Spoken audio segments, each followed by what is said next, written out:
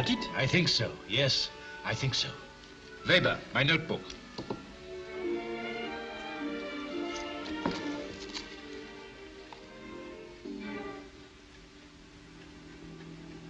What's the matter? I thought I heard someone outside. He's always hearing things since he got that message. What message?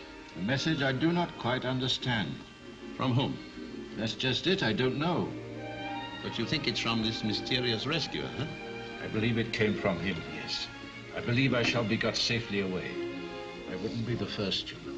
And you'll go on with your work somewhere else, out of reach of the Nazis. Of course. You've always refused to work for them, haven't you? I would sooner die.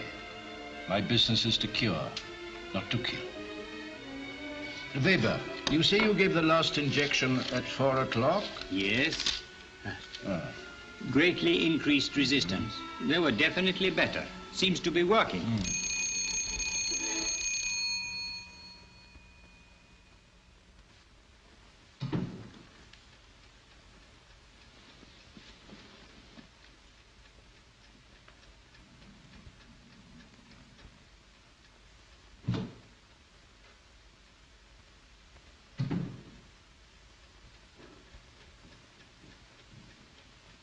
There is a man outside. He told me to give you this note.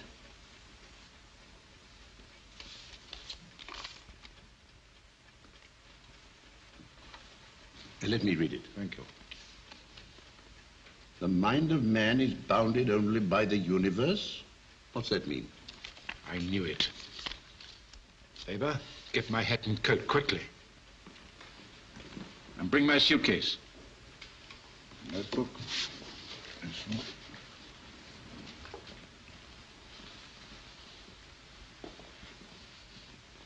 Please be careful. Please be careful. What have I to lose? Good luck, my friend.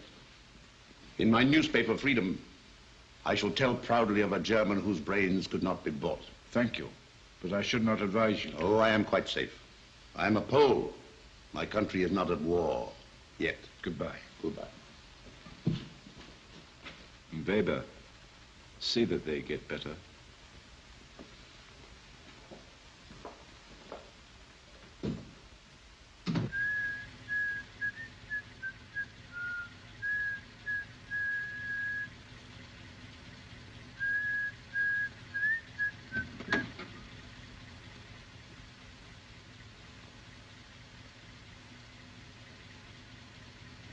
I am ready. Hurry, hurry.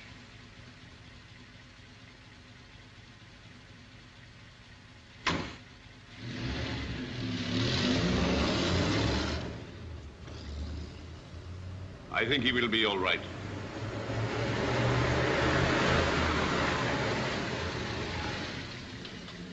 Dr. Benkendorf? He has gone away. That car that just left, follow it. You are wasting your time. Sidimir Kozlovsky, isn't it? Our time isn't entirely wasted. You've saved us a journey. Inside.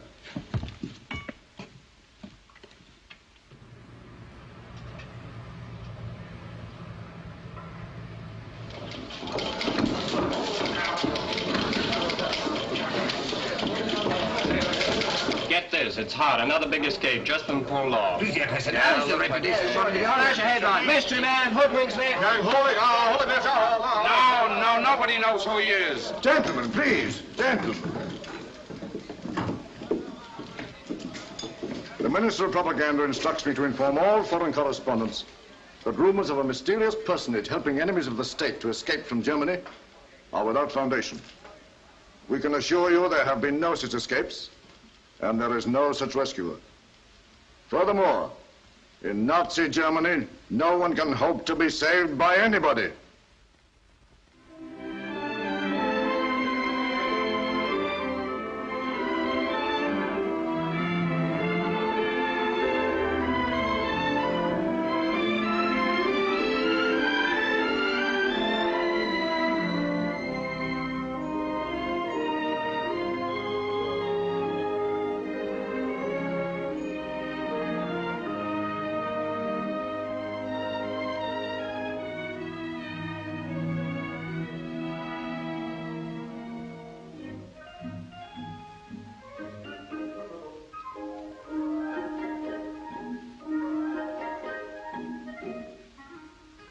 Jordan.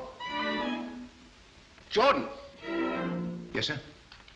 Jordan, you're nothing better than a vandal, a Goth, a spiritual descendant of the Huns, whose primary object was the desecration of beauty. I wouldn't know what you mean, sir. Not without a dictionary. Yours is the unique privilege of looking after the fairest goddess of them all, the one sublime woman. And how do you treat her? Look, man. Look. Sorry, sir. As a matter of fact, I'm very fond of Aphrodite, very fond. But there's so many of them. So many of them? Well, in a manner of speaking, there are, aren't there, sir?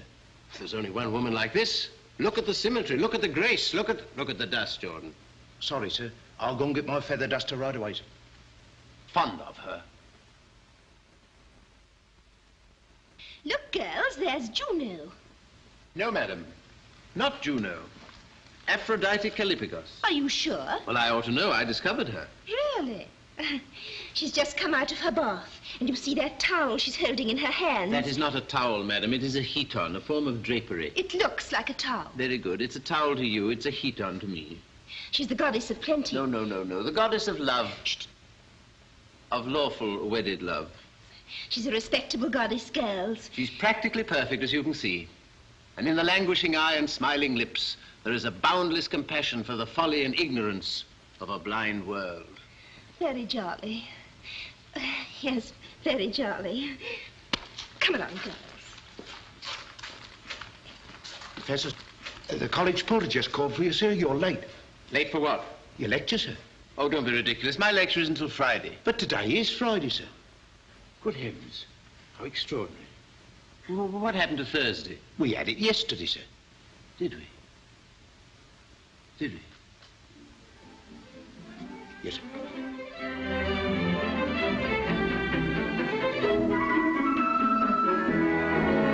Morning. Good afternoon, sir. Where's teacher? If he doesn't hurry, the lecture will be over before it starts. Well, I've sent the porter to write him out. Half an hour's nothing.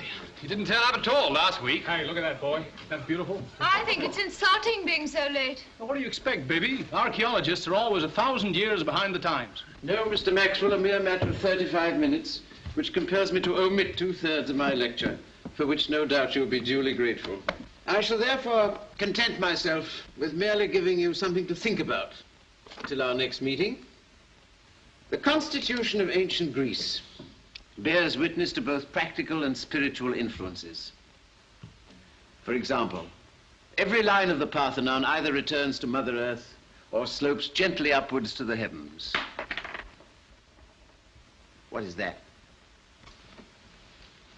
That, sir? That's a dice. Dice? What's it doing here? It showed a regrettable tendency to return to Mother Earth. You'd better remove it. Yes, sir. Give it to me. Mr. Maxwell, I often wonder what persuaded you to join this class. My old man figured that a course of archaeology would sober me. He figured in vain. Anyhow, he was crazy my coming to England. That I can well understand. But to continue. Professor, could I have my dice, sir? To continue. In the Parthenon, we see the working of the spiritual influence, while in the dwelling houses of the Greeks, we find the practical, as emphasized by a strict division of the women's quarters from the men's, an arrangement which, in my view, proves the vast superiority of Greek civilization over our own. He's always making cracks at us. Greek women, moreover, were condemned to habitual seclusion, an admirable practice, which unfortunately is not followed in this university. Do you object to our presence here, Professor? Oh, I can't object. I can merely deplore it.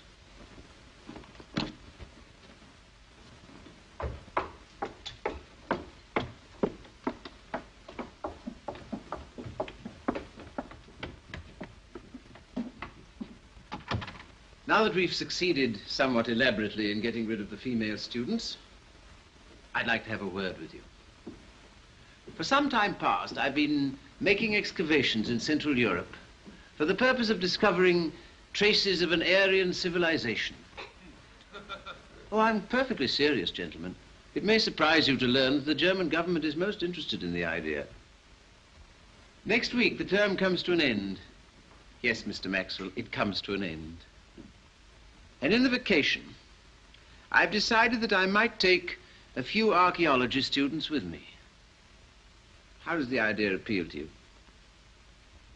It appeals enormously to me, sir. And me, sir. I'd like to come, sir. So would I, sir, if the financial requirements can be kept within reasonable limits. I think I can guarantee that, Mr. McIntyre. That's 4. 4. Not a very flattering response. Would I be allowed to bring my young sister, sir? No, Mr. Elstead. I'm seeking to avoid the company of females in general and young sisters in particular. I assume you would not be interested, Mr. Maxwell? No, sir. I spend my vacations in the present, not the past. Good.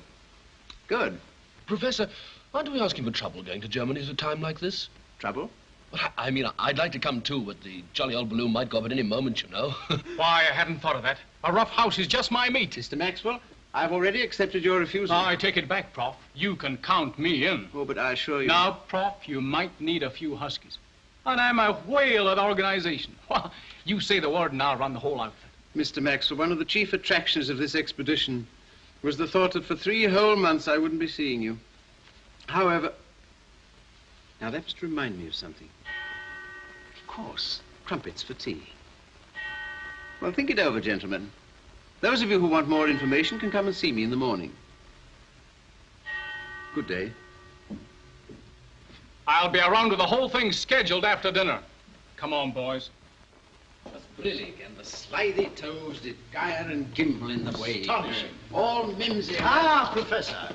Good afternoon. Good afternoon. How are you, pray? Late for my crumpets, as a matter of fact, which, unlike wine, do not improve with keeping. Good day, sir. One moment. It may have escaped your memory that I am the dean of this college. Oh, so you are, sir. I'm so sorry. But you will hardly have forgotten Dr. Benkendorf. My goodness, the guinea pig. My old friend, how good it is to see you. Well, well, well, it must be nearly 20 years. All of that, I am afraid. Ah, this is wonderful. How are the experiments coming along? I tell you what, you must come round to my rooms after hall and we'll talk the clock around. May I remind you that the doctor is my guest? No, no, no, no. You're both of you my guests. Come along. Well, goodbye. Extraordinary fellow.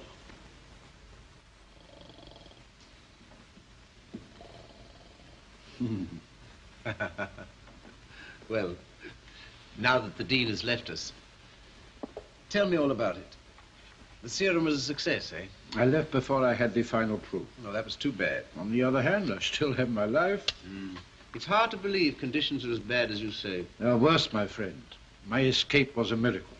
So it seems. I very much regret I am unable to thank my rescuer. By the way, who was he? And how on earth did he manage it? I have no idea. He came and went like a shadow. An invisible bodyguard. Every detail was arranged for me from the time I left my home. Regular cook's tour, eh? Well, anyway, you're safe and alive and able to get on with your work. Yes. I like to believe it was because of my work that he did it. Not a bad reason. It is difficult for people like us to understand the motives of a true adventurer. You and I are not men of action, my friend. No, I hate violence. It seems such a paradox to kill a man before you can persuade him what's right. So uncivilized. Bless my soul, what's that? Everything's lined up, Prof, and I brought the bunch along for a final checkup. I said tomorrow. Sure, but I caught up on you by 12 hours. Now, look, Chief, here's the itinerary of the times of arrival and departure. An iron ration will be carried by all, and personal luggage restricted to 28 pounds. Now, we're all set to go. Go away. Don't you realize that I've... Oh, sorry. Sorry, sir. We'll see, Prof. Can I have my bones? Dice. No, they're my bones now. You're welcome, Prof. See you in the morning. Good heavens. Did I dream all that? I'm afraid not. We're all set to go.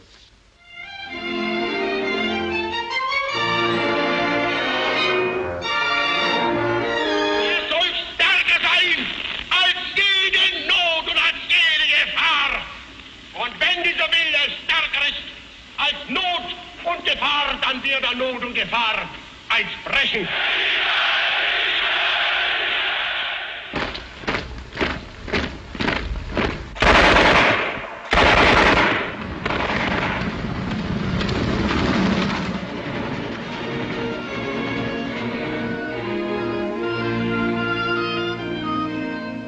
My home is in Oi. Oi? Oi. But when I am on duty, I am billeted at the chalet. You think he'll bite me? No, not unless I tell him to. Come here, gentlemen. I want you to meet a friend of mine from Oi. Hello, how are you? I say, Professor, we're not going to walk right on out of Germany today, are we? My feet are giving out. Do you think they'll manage to carry you another 20 hours, Mr. Gregson? What's all this barbed wire for? We are at the German-Swiss frontier, gentlemen, and the barbed wire is to prevent the oppressed Swiss from escaping into free Germany. Say, do you see what I see? What do you mean, the cow? Yeah, the cow. Yeah, believe it or not, boys, that's a Bonhoeffer cow. They produce less milk than our Jersey cows. Oh, really? You must tell me more of your experiences some other time. Anybody want any beer? Some beer? I should say. What about you, Doc? Come on, Richard. Let's hear from you. Yes, come on now. You take the high road and I'll take the low road. I'll be in Scotland for me and my true love will never meet again on the bonny, bonny banks of Lochman. Come on now, boys, Annie Laurie. Everything all right, Herr Professor? Everything splendid. And the coffee's excellent. I'm glad it's to your taste. Still at it, Prof? Yes. We shall only be doing about 15 miles tomorrow. It'll seem like standing still. Well, have we got our marching orders? Yeah, just another 15 miles. Does he never relax?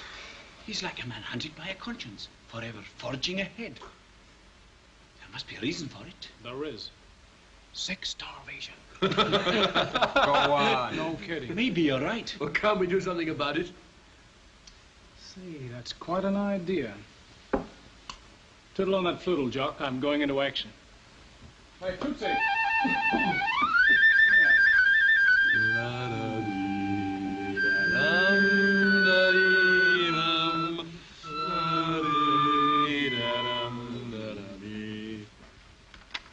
Now, gentlemen, since you're all in such magnificent spirits, I've decided to alter slightly tomorrow's itinerary.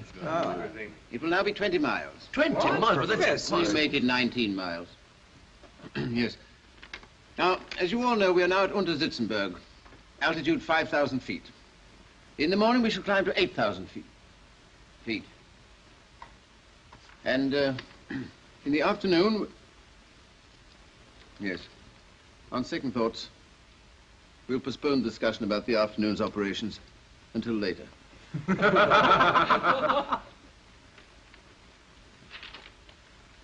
And so, gentlemen, to bed. The call tomorrow morning is 5:30 a.m. Hello, Pal. Hello, Hans. Hello, Hans. Have some coffee. No, I want to go to bed. Now, take it easy, Admiral. I never shave in the evening.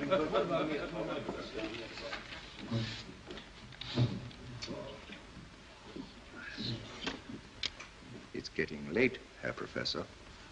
Thank you for reminding me, my friend.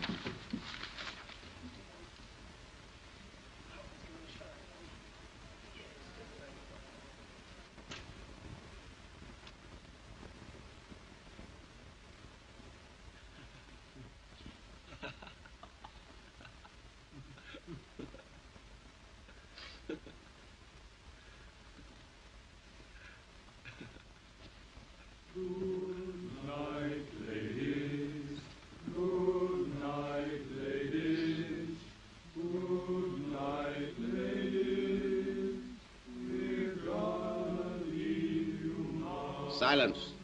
Go to sleep. Good night. Good night, sir. Good night, sir. Good night, sir.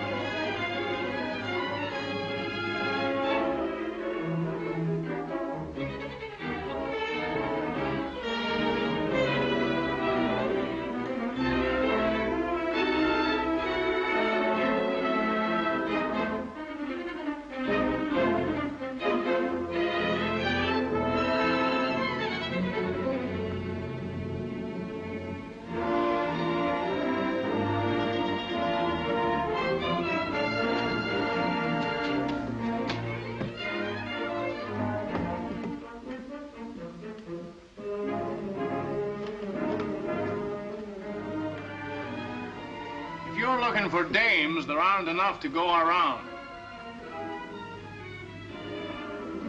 Come. What we say? Yes, come.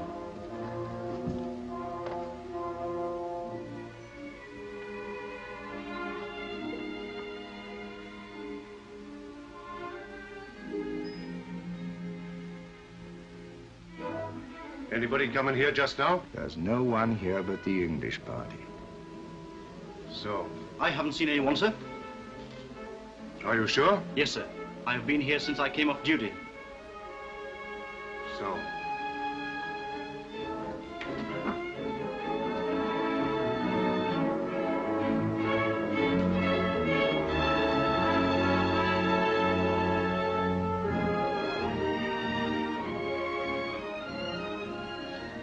Well, he's in Switzerland by now. There'll be the devil to pay for this. Get your post.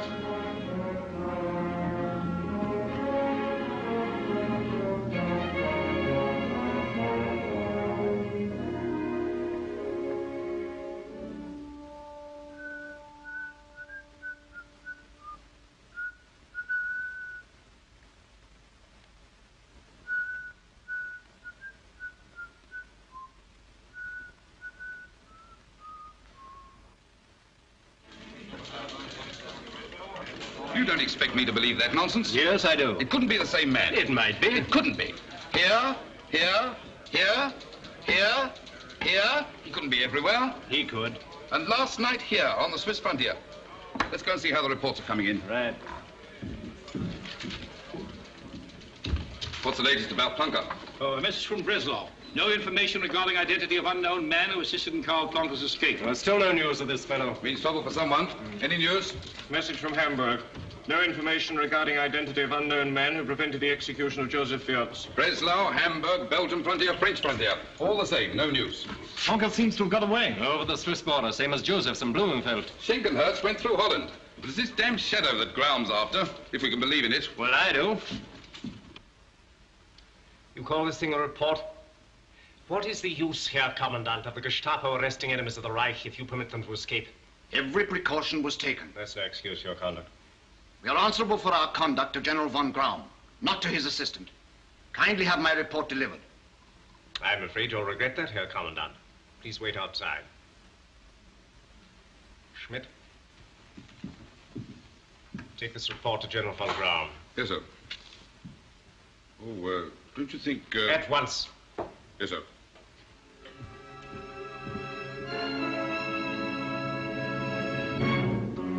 Get out, will you?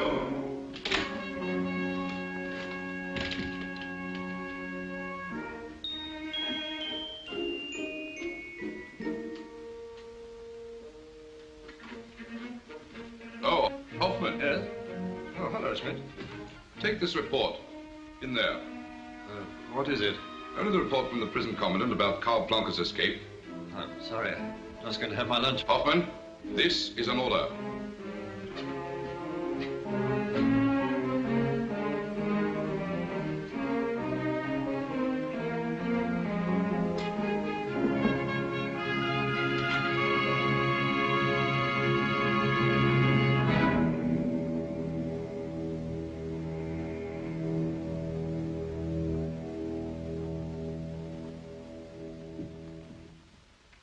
Reich Minister. Know your enemy. I am told that the English have a secret weapon. Their sense of humor. And I am determined to find out all about it. For instance, P.G. Wodehouse. Listen. The man with the beard sighed. Down in the forest, something stirred. Is that funny? No, it's not funny. Good. Now, the famous English humoristic journal, Punch. Young lady at telephone. You say you have met an officer and a gentleman. Well, bring them both up. Not funny? No, not funny. Oh, good. Now, Edward Lear. There was an old man of Bengal who went to a fancy dress ball. He said, I'll risk it and go as a biscuit, and the dog ate him up in the hall. Very unfunny. Yes, very. Now, Herr Lewis Carroll. Alice through the looking glass. 'Twas Breidig and the slithy tovies did Gar and Gimble in the Wabe. Painful rubbish. Very painful. No, I have come to the conclusion that the English sense of humor is a myth. They have no sense of humor, and therefore they have no secret weapon. The whole thing is a complete bluff. Yes, yes. Ah, but wait. When I am Gauleiter of London, I shall see to it that there is no talk of sense of humor. Oh, you will, Herr Reichsminister. Well, what is this? The report on the escape of Karl Planck. Ah.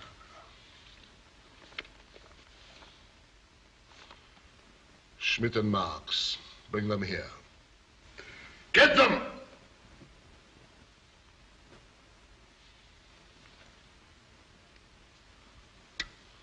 I shall see the prisoner Kozlovsky in 3 minutes.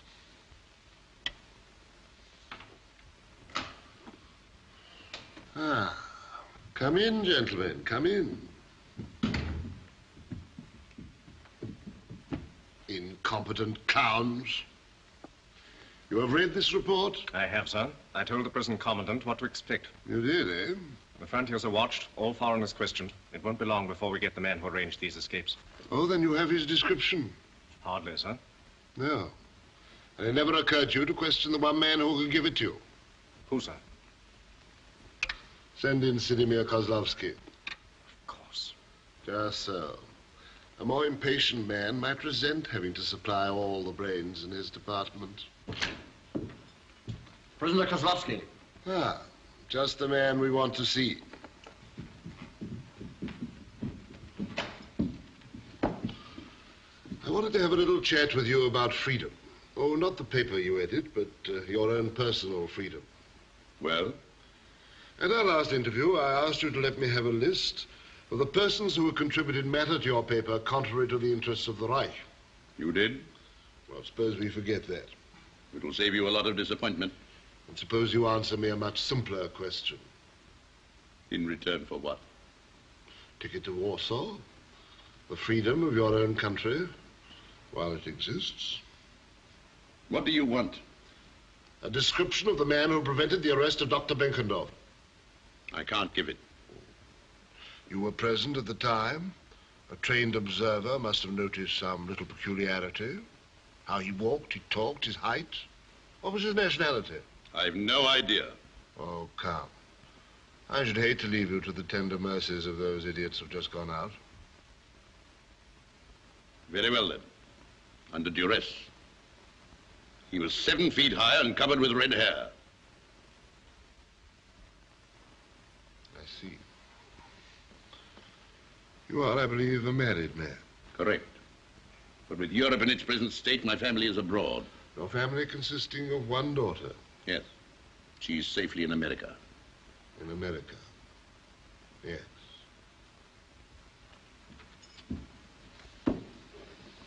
Thank you.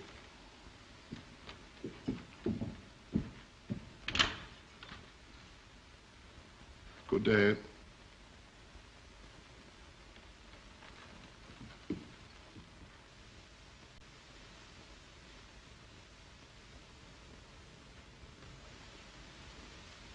Is it the real thing, sir? No, Mr. Gregson, I'm afraid it's just a flint from one of Mr. Hitler's new roads. That'll for you, Prof. Oh, thank you. I'm very sorry, Mr. Gregson. Well, look at that. Well, that's very pretty. An invitation from our embassy in Berlin. Berlin? Oh, that seems an awful long way away. Wait a minute. Don't tell me you've forgotten we're all set for Berlin tomorrow morning. Are we? Sure. What time are we leaving? 9:52. Oh, a.m.? A.M., and I'm going to write it down. 9:52. Now, it's right here in your pocket. Thank you, thank you. Well, gentlemen, I shall see you on the train. 9:58. Two. But where are you going tonight, sir? Aren't you going to stay here? Probably. Probably. Thank you. Don't worry about me. You know, some guys should go around in a lead.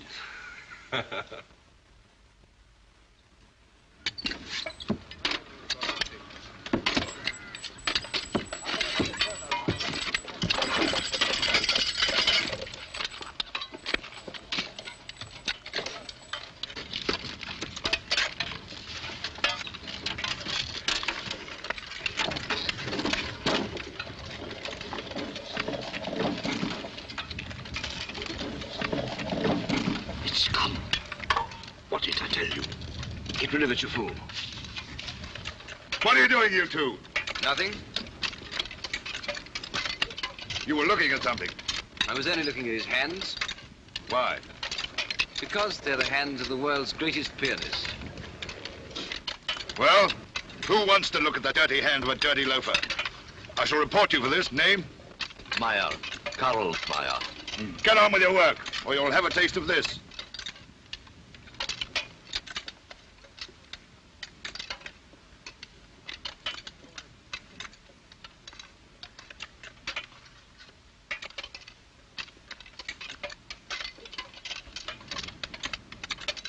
How do you expect to be rescued from this place?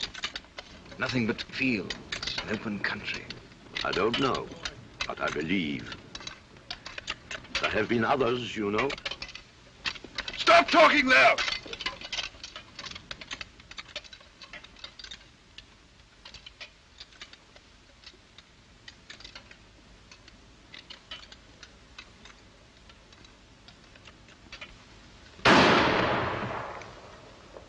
Next time there's any trouble, it'll be one of you scarecrows.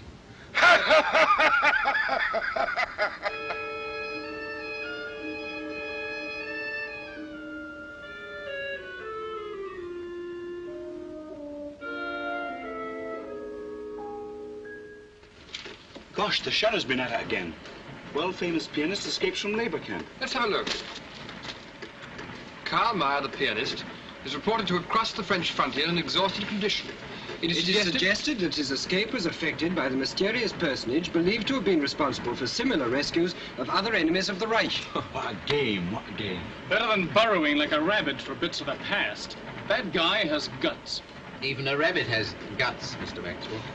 Sounds awfully sensational. Oh, wonder how he does it. By taking a chance. They'll catch him on the hop one of these days. They always catch that sort of bloke, don't they, sir? In the deplorable argot of you moderns, I wouldn't know. The man penetrated the camp in the guise of a scarecrow. In the guise of a scarecrow? Here, let's have a look. Guise of a scarecrow. He was undoubtedly wounded, for a ragged coat with a blood-soaked sleeve was picked up when the escape was effected. Blood-soaked sleeve. Very melodramatic. Pipped in the arm, eh?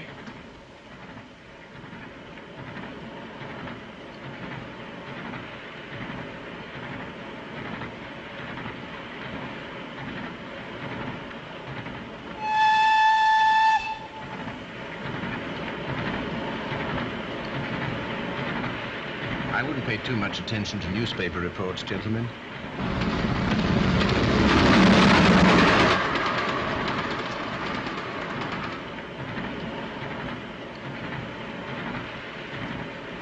Well, I suppose one can get a wash on this train.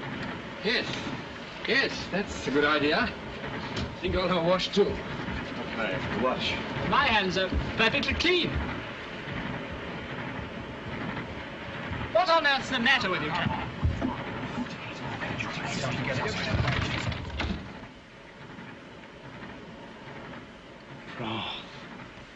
Just so, Mr. Maxwell. But a sensible fellow would keep his mouth shut. Oh, gee. Well, boy, oh, boy. Well, kick me from here to Christmas. Apart from the wearisomeness of such an undertaking, I'm the one who should be kicked. For the not unnatural mistake of underestimating your intelligence. But how did you get into the racket? Trouble was to keep out of it. You see, when a man holds the view that progress and civilization depend in every age upon the hands and brains of a few exceptional spirits, it's rather hard to stand by and see them destroyed. But how did you get away with it? You, of all people. Mr. Maxwell, I'm not a spectacular person. In fact, a natural capacity for melting into the landscape has suddenly proved very useful. I guess you're one of the greatest guys in creation. That, Mr. Maxwell, is a gross overstatement. Actually, I'm a singularly weak person who invariably gives way to his impulses. Fellas, come back here. On all fours.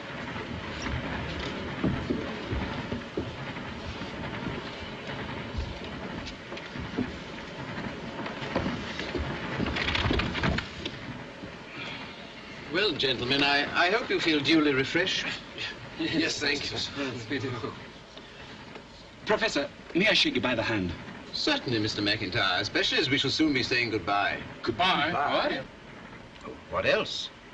Now that you've discovered my guilty secret. Yes, we've got something to say about that. Plenty to say. Yes, we've been talking it over Yes, sir, ourselves. we want to be in it, sir. We are in it, up to the neck and through to the finish. Oh, no, you're not. Oh, yes, we are. Otherwise, I'm afraid we'll have to give the whole show away. Hey, fellas? Yes, sir, because we really want to be in it. What is this, gentlemen? Blackmail? Well, a nice kind of blackmail. Yes. Yes, I'll attend to it at once.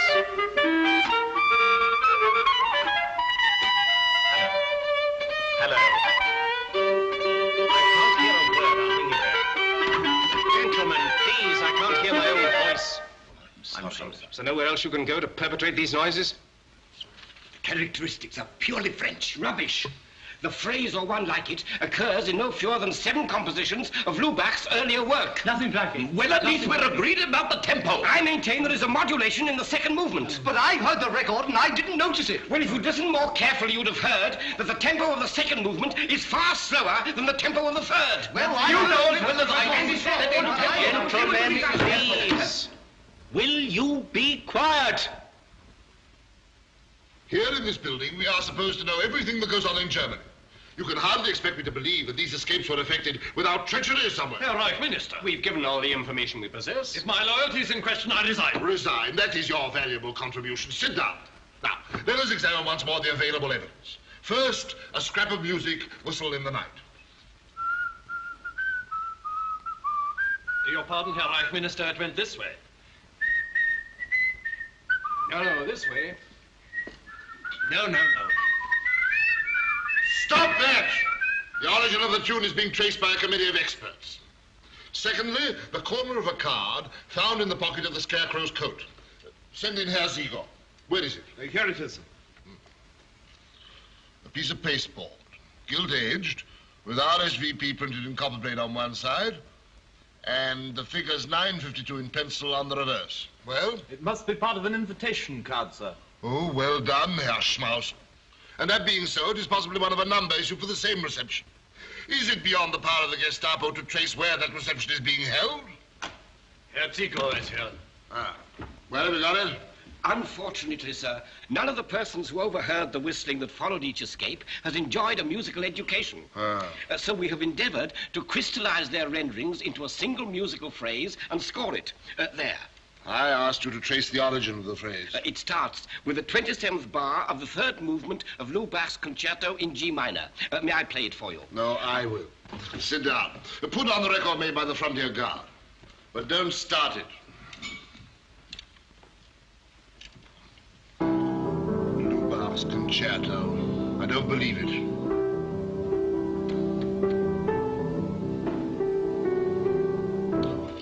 Put on the record.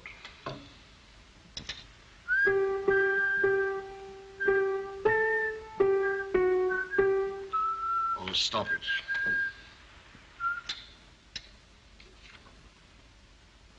Well, here at last we have something. Come over here, all of you. You see? Identical. Absolutely identical. The British Embassy reception. That means he must be English. Does it? How interesting. And the fact that I, too, have received an invitation means that I must be English. Thank you, gentlemen, for your invaluable help. You may all go. And you.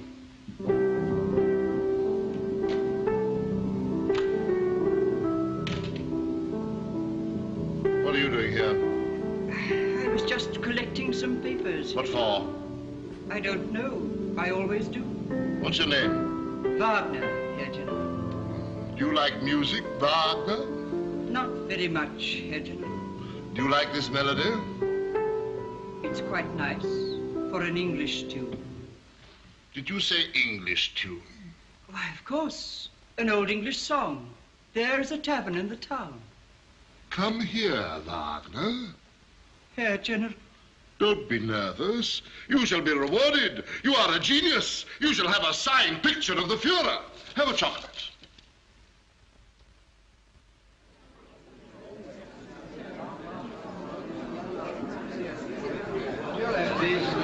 Thank you.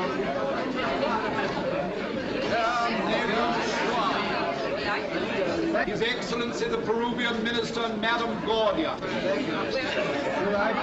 Lord and Lady Grabbit. How do you do, sir? How are you, my dear? Look at The ambassador's not here? No, he had to fly to London. Oh, things as bad as that, eh? Well, hope springs eternal, eh? Herr Reich Minister General von Graum. My felicitation. I'm so glad you were able to come. I never miss an opportunity of cementing the friendship between Britain and the Reich. Oh, it's very happily put. I hope you will be able to come to the Nuremberg rally. Yes, I hope so. What's it in honor of this year? Peace. Captain and Madame Leroy.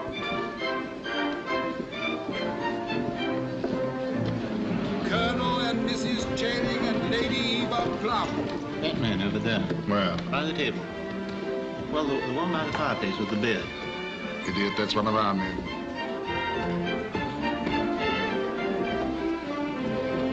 The Right Honourable the Earl of Meadowbrook. Hello, Bussy. What have you been doing? Absolutely nothing. My dear fellow, you mustn't overdo it. I know.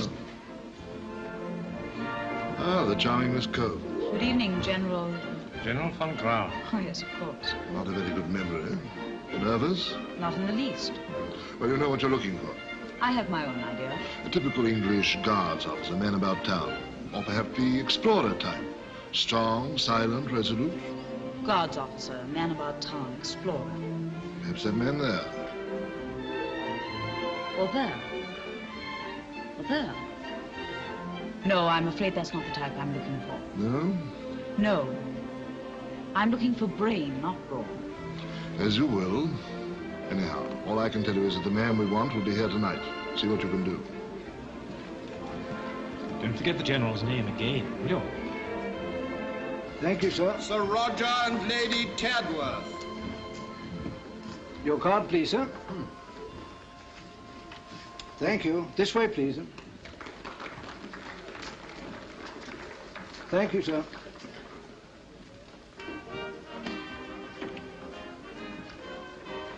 His Excellency the Chilean Ambassador. Have you got a match? I'll get you one, sir. Thank you.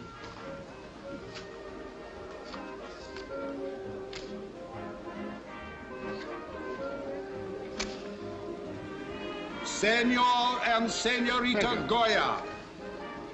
Old soldiers? Yes, sir.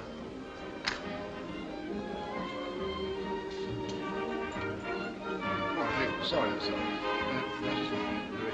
Professor Horatio Smith.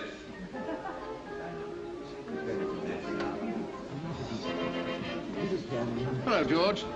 Hello, Horace. Well, I've come as I promised. Well, that's splendid. Can I go now? Oh, I should stay a bit and enjoy yourself. All right. It's a nice suit.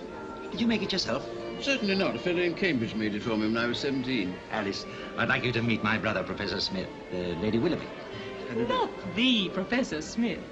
Why, only the other day someone said I was the image of your Aphrodite. What do you think? Well, it's rather hard to judge, you see. I only know my Aphrodite in the nude. Horace, I don't know whether these details of your private life... Yes, well, to the pure, all things are pure.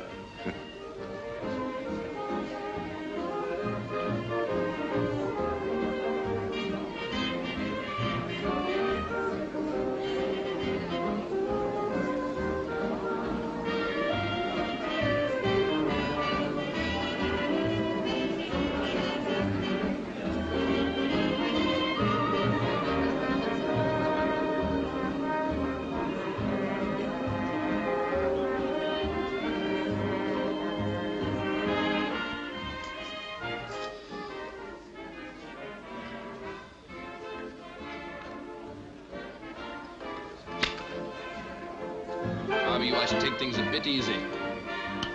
It's all right. My head's like iron. In more ways than one, believe me. See, there's the prof. And it looks like he wants me. You mean us? Who is that? I've no idea. He's here. How do you know? I've just been upstairs and... Have you noticed that, sir? I do my best not to, Mr. Gregson. I'll bet she's got a headache holding that up. Yes, let that serve as a reminder to you, gentlemen, that the rendezvous is 11:30 at Vorax. And I think I know who he is. Oh, do you? I don't speak until I'm certain. But I thought you said there were half a dozen cards with their corners torn off. Yes, but only one that would exactly fit the one that I have here. I can hardly imagine the man you're looking for being wise enough to tear the corners from half a dozen and foolish enough to leave his own card. You are a very intelligent young woman. But very intelligent if you to realize it. Now that he's in here, I can promise he won't get out. I haven't any complaints. The champagne's not too hot. In fact, it's lukewarm. What do you expect, baby? It's free. See Naples and die. Boy, do you see what I see? Now's your chance. You can do things artistically. There's a different approach to each type. Watch me.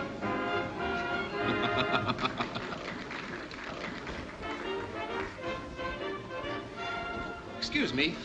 Oh, I'm so sorry. I thought it was somebody else. Von Graum. Smith. Clearly a case of mistaken identity. I'm looking for Jekyll, and I find Hyde. Jekyll? Hyde? Oh, an English joke. Well, hardly a joke. Well, excuse me. No, you mustn't go. Tell me more about yourself. I'm always interested in local customs and habits. For instance, what do you do with yourself? I hunt for the enemies of the Reich. Do you? Do you get much shooting? Oh, waiter. Well, excuse me. I think someone wants me. No, not until you've had your coffee. They tell me the British Embassy is the last place in Germany where it can be obtained. In Germany, we have discovered that a substitute can be better than the real thing. Ah, the story of the grapes. Hmm? Tell me, is it a fact that in your country there's no longer any freedom of speech? Oh, lies. All lies from the degenerate plutocratic press. Ah, is that so? Well, then you see, journalism is so untrustworthy, isn't it? May I ask what brings you to Germany, Herr Schmidt? A thirst for knowledge. I'm trying to discover whether there was or was not an Aryan civilization in this country. There was. Ah, some people say there wasn't, but I shall find out. Here's a whiskey, Bussy. What do you have in it? Absolutely nothing. You know, it is extraordinary. Bussey's vocabulary consists of... Absolutely nothing. It's sublime. It's ridiculous. It can mean anything. And it can mean absolutely nothing. It can even be an insult. Or a password. Password. That's good.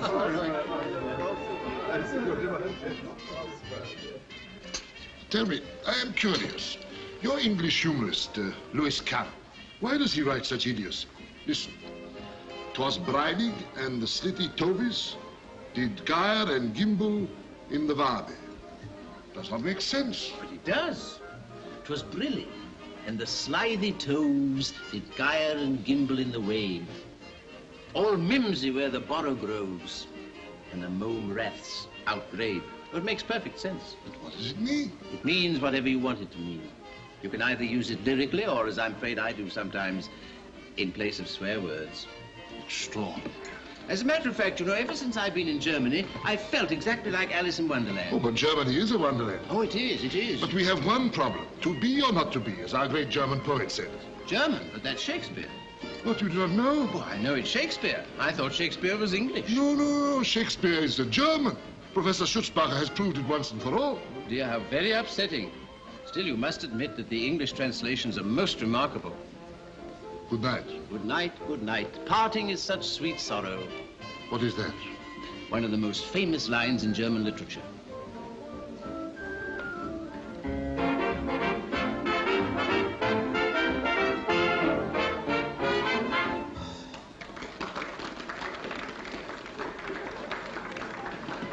You haven't even told me your name. It's Ludmilla. What a lullaby. Millie for short? No, Lucinka. Have you noticed the music stopped? Oh, right back to earth again. Let's talk about you for a change. Apart from being American, what are you? I'm a student of archaeology. Very funny. On the level. I'm a member of the Professor Smith expedition and proud of it. Smith? Oh, the vague person I saw you talking to. Who looks as though he hated coming into the middle of the room. The greatest guy that ever drew breath. Really? I always said one shouldn't go by appearances. I could tell you things about him that'd knock the legs from under you. You could? Then do. No, I guess you'll have to take my word for it. Then get me a glass of champagne to make up for it. Sure. I'm certain it's him. I've just been listening to him. What did he say? Absolutely nothing. Why bother me? But that's what he said. Did you want me? Yes. Our friend Marx thinks that it's that fellow there. What's your opinion? I wouldn't have said so. Oh, have you a better suggestion? Yes. Yes, I would have said he was more likely. That man by the statue.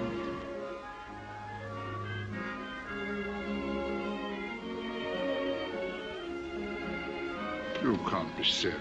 Why him? Intuition? That amiable fool? I just wasted 10 minutes talking to him. Well, that's what I think. Intuition. Oh, hello, George. Hello, Horace.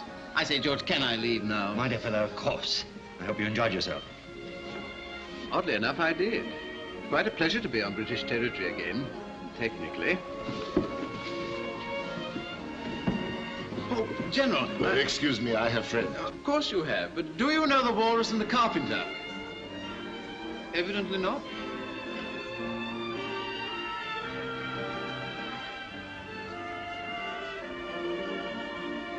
In America, they regard German propaganda stories as jokes. They are mistaken. In Germany, we never joke. Oh, here's that terrible fellow who's been haunting me all evening. He's following me about like a shadow. Excuse me. Well, what do you want now? I want to arrest that man. Who? The man they call Bussy, the Earl of Meadowbrook. Here in the British Embassy. Don't be a fool. All the same, I want... What are you doing with her? Absolutely nothing. Lovely trees. A Midsummer Night's Dream. Oh, I beg your pardon? It's quite all right. Now, I know a balcony where there isn't so much traffic. I find it quite pleasant here. I've been looking for you all over the place. The professor's just leaving. He would. Well, oughtn't we to be going too? Scramble, yeah. My instructions are that I'm not to let you out of my sight. Oh, have a heart, please. Stick around someplace. All right. I'll wait for you on the staircase. Another party? Oh, just getting together with the rest of the gang at a beer cellar. And of course there wouldn't be any balconies in a beer cellar. Well, no. That is, it'd be swell if you could come, you know, but it's just a dump. I don't think you'd like it. I bet it couldn't be any worse than Smoky Joe's on 6th Avenue. Say, do you know Smoky Joe's? Yes. Don't let it go any further. Come on, this has got to be another party. Shall I take your hat, sir? Thank you. Well, well, well, well. Still at liberty, and they say the age of miracles is past. Well, you put on weight, Dvorak. What's the news? Democratic League's in trouble. What again? Yeah, they've arrested their Polish editor, Kozlowski. Oh, those hotheads. Ah, Kozlowski's a great man. Yes, I know, but I'm not interested in politics. I know, but you should be. Good evening, gentlemen. Oh, good evening, sir. What was the party like, sir? It was very instructive, Mr. Spencer. What do you have? I think I'll have a Pilsner. Yes. Who's that, new waiter? Yes, he used to be in the telephone service. Really? He was dismissed. Little trouble with an SS man. Oh, yes. Excuse me. All ready for tonight, sir? Shh, not so loud. There might be a microphone hidden under the table. You don't mean? No, Mr. Elstead, I don't mean. We're perfectly safe here. Look what's just come in. And I wasn't allowed to bring my sister. Who's the girl? I'm sorry, Professor. I did my best, But someone else did better. I understand. Hiya. Allow me to present Professor Smith. Prof, this is Ludmilla, a poem from little old New York. How do you do? I had no idea you were so interested in modern poetry, Mr. Maxwell. Won't you sit down? Yes, I No, thank you very much, Prof. See you presently. Well, gentlemen, I regret you were unnecessarily called to this rendezvous. Oh, nothing doing tonight, sir? On account of Mr. Maxwell's regrettable preoccupation with American poetry, there will be nothing doing tonight. But we meet at the excavations tomorrow. You can have my beer. Oh, good night. Sir. Good night. Good night. After you did Hannibal's route over the Alps, where did you go then? No, I'm very interested. Well, I'll tell you. Forgive me for interrupting, but haven't I seen you somewhere before? Sure. Tonight at the embassy. Of course, how silly of me. Well, Prof, you'll excuse us. We're going to dance. We've done quite enough dancing for one night. Oh, you should have seen her. Why, she's as light in her feet as a butterfly on a daffodil. Not a very happy simile. When daffodils are in season, butterflies are mere grubs. Oh, Prof, that's hardly complimentary. But scientifically accurate, as I rather expected the professor would be. Thank you. Oh, could you be an angel and get my handbag? I must have left it in the car. Well, Please? Okay. Well, We seem to be alone. So we do. Your friend's been telling me all sorts of flattering things about you. I see. I hope you didn't believe them. Well, I prefer to judge myself. Oh, then I must be on my best behavior. I should hate you to leave here with the wrong impression. I should hate to leave with the wrong impression. Naturally, naturally. Who's the girl? I don't know who she is. He wouldn't come away without her. But you were with her all evening. But I don't know who she is. She's terrific. I've looked everywhere. It isn't there. What isn't there? Her handbag. But it's here. It's been there all the time. Good night. Good night. What a very strange man. A swell guy, but vague. I wouldn't have said vague. What, going already, Professor? Dvorak, you see my impulsive young American friend over there? I see him. You see the mysterious young woman with him? I see her. Be a good fellow and investigate. What you think? I don't think anything, but I'd like to know. Good night. Good night, Professor. Thank you, sir.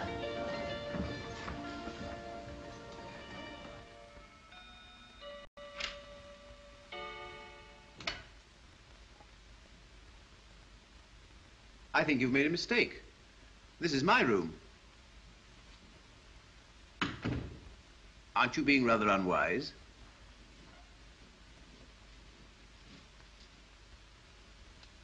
I want to talk to you.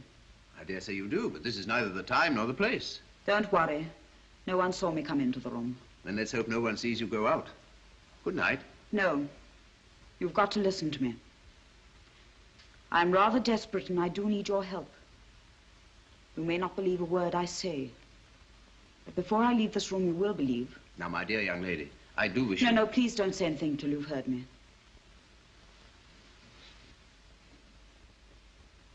Do you know of a Polish paper called Freedom? I'm familiar with it, yes. Have you heard of its editor, Sidimir Kozlovsky? Yes. Some weeks ago, he came to Berlin for material. He was arrested. Yes, he would be.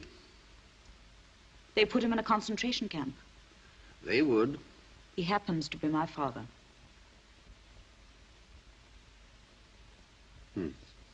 I received a cable in New York, which I believed was from him, begging me to come at once. It wasn't from him, it was from the Gestapo. They had been trying to force him to give the names of his German associates, but he wouldn't speak. Nothing they could do would make him speak. So they hit on the idea of getting me over to persuade him. And did you? You don't know my father. He's fearless, unshakable. No two people were ever closer than he and I. He filled my life with love and tenderness. He's wonderful. That's why I don't care what I do to earn his freedom. There's nothing. Nobody I wouldn't sacrifice for that. I think he's worth it. Yeah, he must be. He is. So I made a bargain with Graham. He promised to let my father go. I helped him find the man who's been responsible for all these escapes. And have you? Yes. But I don't want to be forced to give him away. Why not? Because I admire what he's doing. Why are you telling me all this? You are that man. Dreadful nonsense you do talk. I guessed at the moment I saw you. And the admiration of that boy David convinced me. You and your party were near the frontier post when Karl Planke escaped. Your diggings were only a few miles from a concentration camp where a scarecrow came to life. You are that man, I know it. Aren't you? Tell me. Well, won't that be enough for tonight? Tell me. I know you're quite harmless, but please, please go. Before I go, you've got to choose. Either you help my father to escape, or I go straight to the Gestapo and tell them what I know. Very well, go there quickly. I hope they'll prove less skeptical than I.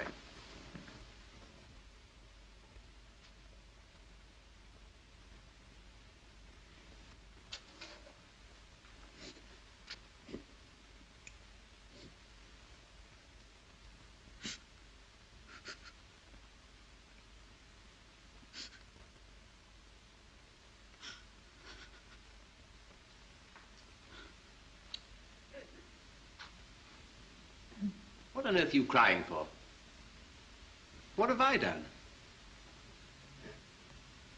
You brought this all on yourself. I didn't ask you to come here. I'm horrified at the idea of a strange woman in my rooms. And a woman in tears at that. Or are they tears?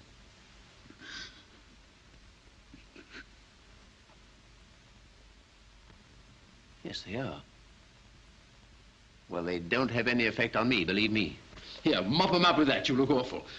And don't you try any more fairy tales with me.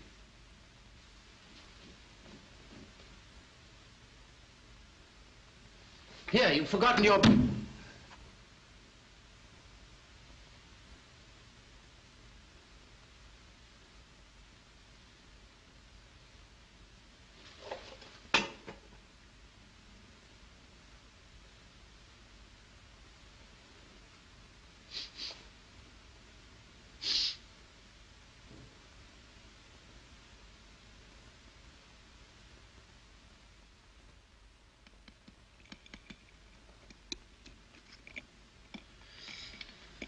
Have you noticed the delightful smell everywhere this morning? You mean the egg? Everything smells delightful to me, but of course you wouldn't understand that, Mr. Maxwell. You're sure you feel all right, Prof? I feel splendid, thank you. Now, Dvorak, tell me, why are you here so early in the morning? You asked me to get you some information about a certain young lady. So I did. Well, I've got it. In the first place, her name isn't Coles at all. It's Kozlovsky. In the second place, Don't tell me any more. Now I feel even better. What is all this? Trailing a girl with whom I have a luncheon date. Have you? Sure. Good. That'll save me a telephone call. Prof, I don't get it. Exactly. You made the same mistake I did. The trouble with us, Mr. Maxwell, is that we don't understand women. We've even forgotten they use powder on their faces.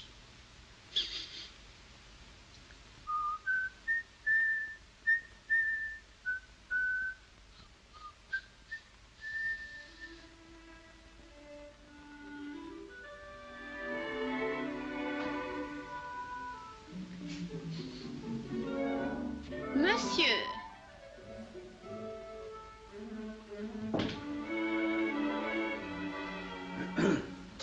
Can I help you? Are you French? Yes. You're not German? No, I'm still French. This is a French shop, you see. A French oasis in a German desert. What can I do for you, monsieur? Oh, yes, yes. Powder. Powder?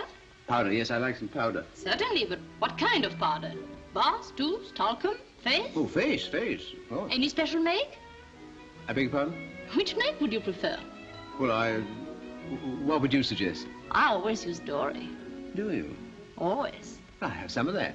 You won't regret it. What shade? Well, what shades have you got? Rosé, Rachel, Naturel, Ochre, Morez, Pêche? Yes, I'm afraid all that's rather beyond me. I'll be back tomorrow. But monsieur! What is she like? Well, I really don't quite remember. She's sort of... What's her coloring? Dark. Brunette. I know what you want. You take this. I'll have a pound of that. A pound? Yeah. That will last a lifetime. This is the biggest box I've got. All right, I have two of those. Two? Hmm. Very well. Well, don't bother to wrap it up. I'll just take it the way it is. All right. Thank you. How much is that? That will be 42 marks, monsieur. 42 marks. Thank you. Thank you. Will you allow me? Gentil comme ça, n'est-ce pas? Born in France? Born in France. It's remarkable. Goodbye. Goodbye.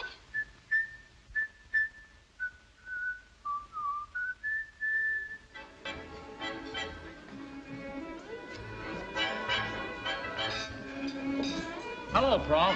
Been to a wedding? Good morning, Mr. Maxwell. Good morning. I hope you'll forgive me for having invited myself to luncheon. Certainly, if I knew why you had. Yours, I believe. What's this? Your handbag.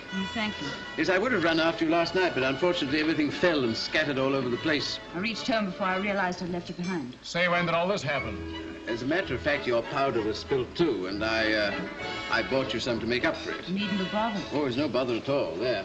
I say, my favorite shade. How did you know? Intuition. Yeah, what's going on? First you're darn rude to each other, now look at this. Well, now to business. Where's the menu? By the way, whose luncheon is this? Mine.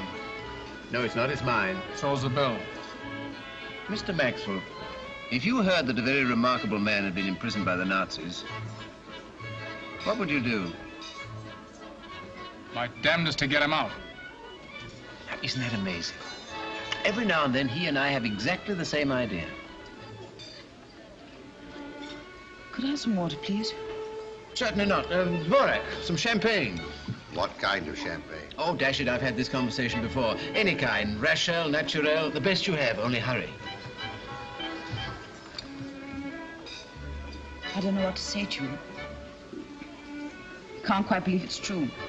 Suppose we have some nice cold trout to start with, and we'll follow that with... I don't even know where they've taken him.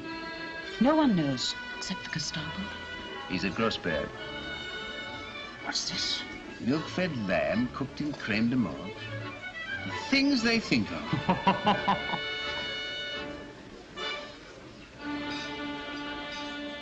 She's been watched every minute. There's the report. Went up to his room. Enterprising. In my opinion, she's wasting her time. Yes, the question is she wasting ours? This idiotic archaeologist. Lunch lasted 2 hours. Conversation appeared friendly and animated. He presented her with a box of powder. How gallant. How helpful love is. I don't know what the Gestapo would do without it. This is all nonsense. All right, show her in.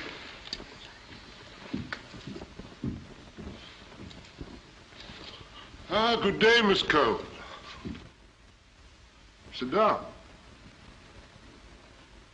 You're looking very radiant. It must be love. I'm afraid not. Even though I did go to his room last night. Room? Whose room? The professor's. Didn't you know? As a new recruit, I made sure I would be followed. Quite so. But we like to get our news at first hand. Very well. Here it is at first hand. You were right and I was wrong. That professor's crazy. And so was I to think that he's your famous rescuer. So much for your intuition, eh? I made a mistake. And I'm afraid I made rather a fool of myself. Oh, well, Rome wasn't built in a day, even by Mussolini. And secret agents aren't made in a night. You did your best. And our bargain still stands? Oh, but of course. I've given you my word as a party member. Isn't that enough? More than enough. You shall have another assignment. There are several persons I suspect. You're very kind. Be kinder still and tell me something. How is my father? Well, I'll find out for you. Let me see, he's at... At Grossberg. Of course. Bring in the Kozlovsky file. Would you like to see your father? More than anything. You don't mean it. That wasn't in our bargain. I wanted to give you a little encouragement. I'd be so grateful if you would. Thank you.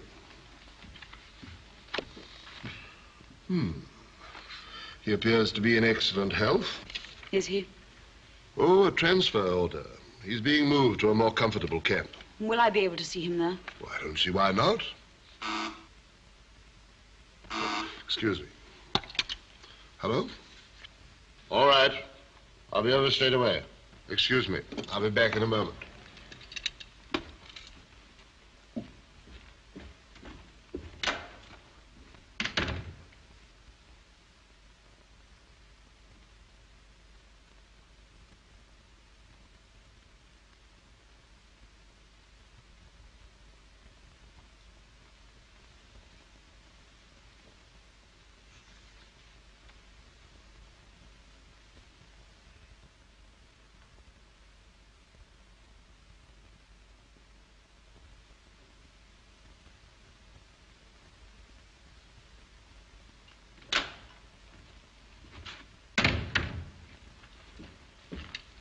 Well, my dear young lady, I'm very busy at the moment, but I'll be sending for you again shortly, and I hope you and your father will be together again very soon.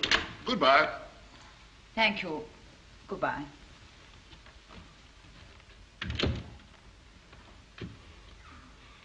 Marx!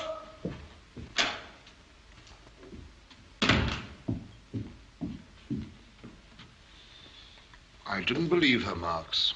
I didn't believe her. But I do now. That idiotic archaeologist. Sir? But we've got to have proof. But we've absolutely nothing against him. You'll see, my dear fellow, you'll see. Now, if you'd said the Earl of Meadowbrook... On Saturday morning, I've got a job for you at Grossberg. And in the afternoon, I shall be there myself, to be in at the kill, as the English say. Have a chocolate. I found out something. Something which might be of use to you. Look, I made a note of it. My father's being transferred from Grossberg to Riesenfeld on Saturday afternoon with 4 other men. Who are they? Schumann, Fleck. Gruber and Holstein. That makes 5 altogether. Yes, how did you know? Never mind. Go on. They're leaving Grossberg by car at 4:30 and arriving at Riesenfeld at about 6. Now we're getting someplace. Wouldn't that be our chance, Prof? Saturday afternoon? Possibly, yes. Say, this is terrific. Where are those maps? Do you mind if I try to work this out, Prof? Not at all. Thanks. Now, here's Riesenfeld, and here's Grossberg. That's about 60 miles, say 45 miles per hour, starting 4:30. Now, we're parked in this road here somewhere. Look, there's a wood at the bottom of the hill there. Yeah, they'll be going through that wood about 5:15. Yes, we can get a tree across the road. That ought to hold them up for long enough. Yeah, then we can scoot down this side road here and catch the main road to Berlin. Here. How's that, Prof? Sounds all right. Why, surprise is a principal element. Surprise. If only you could do something. Don't worry, we will. Well, if I can't be of any more use to you, I'll leave you. My taxi's ticking away. Goodbye. Thank you for coming. You've done very well. Goodbye. I'll show you the way. Say, where's she going? It's too late. You missed your chance. Oh, well. Say, how's that for the plan, Prof? What plan? The plan of the escape. Gentlemen, Mr. Maxwell was serious about this plan. But we'll never get another chance like this. Possibly that's exactly what the Gestapo wanted you to think. This guy's got to be saved. Something's got to be done Saturday. On the contrary, if we do anything, it'll be on Friday. Friday? But you said Saturday was the Look, day. Prof, what I found. Is it any use? Any use? This is remarkable. Say, listen, Prof, my plan. 1000 BC, I think. Never dreamt we had anything like this here. Wait till Oxford University hear about this. They'll be green with envy. My plan, Prof. Prof. This is astonishing, really astonishing. Thank you, Mr. Elstead. Thank you. 48 hours and he hasn't uttered a word. Do you think he's thought of anything?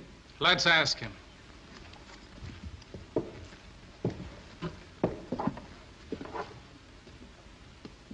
Say, Prof, I hate to interrupt the seance, but have you thought of anything yet? Thought of anything? That guy Kozlovsky's got to be rescued. Oh, yes, of course. That guy Kozlovsky's got to be rescued on Friday. And 4 other guys with him. What, all 5 of them? Well, of course. Jeepers, creepers. As a matter of fact, I have thought of something. Yeah? Yes. Have any of you gentlemen ever considered journalism as a profession? Hey, listen. No. You listen.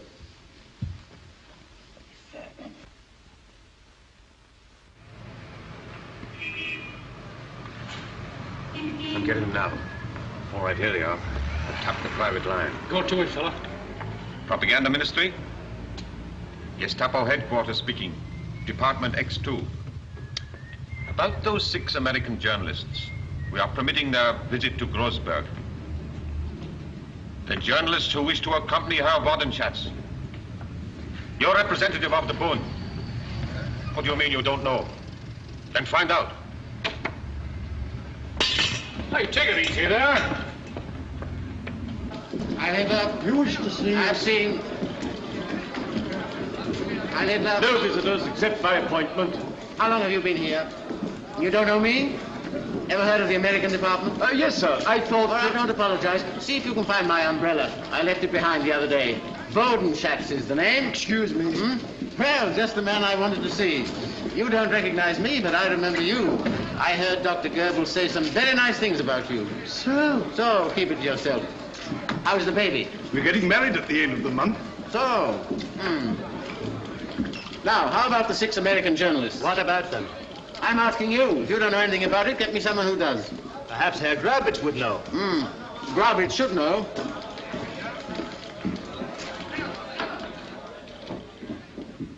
Now look here, Herr Grobitz. Do you know anything of 6 American journalists? No. Yes. Smells was just asking me. There was a message from the Gestapo. Who's the head of the department? Oh, Herr Steinhoff, but he wouldn't know. We'll see. Here. Now look here, Steinhoff. Where are the permits for the 6 American journalists? Permits? Yeah, don't you say Heil Hitler anymore? Heil Hitler. Heil Hitler. I don't think I know you. Now, what do you know? Have you ever heard of America? Yes. Good. Then where are the permits? But I want to... Now, listen. I'm Bodenschatz, the man who got the Nazi Party those nice headlines in America where they don't like you. I'm the man who put the Nazi American Bund on the map, and you've never even heard of me. Let this be a lesson to you, gentlemen. But... No, let me speak. I've come all the way from New York to correct your blunders with the American correspondents. I spent 2 whole weeks with them, trying to nurse them into a better humor. This afternoon, I was taking them to the Grossberg camp so they could cable the United States and tell them not to believe those stories they hear about the German concentration camps. You've got to spoil everything. I asked for permits, and you haven't got any permits. No one told me anything about this. The Gestapo did telephone. Oh, so now you're deliberately obstructing the Gestapo. That'd be the last thing I'd do. Perhaps if you came back tomorrow... Tomorrow? Do you want me to keep the representatives of 6 of the biggest newspapers in America waiting outside this building until tomorrow? Unless I get those permits in 2 minutes, you'll be responsible. I'll be responsible. Right. I know what I'll do. Get me Dr. Goebbels. No, Herr Werdenschaft. I'll find the permits. Well, find them. There are some here, sir. That's better. Now you can fill them up as we go. As we go? Certainly. Didn't I say you were coming with us? No, I haven't. But oh, this here. is too much. Please get me Dr. Goebbels. No. I can finish the work at home. Yeah, that's right. Now, we've been waiting long enough. Come along. Come along.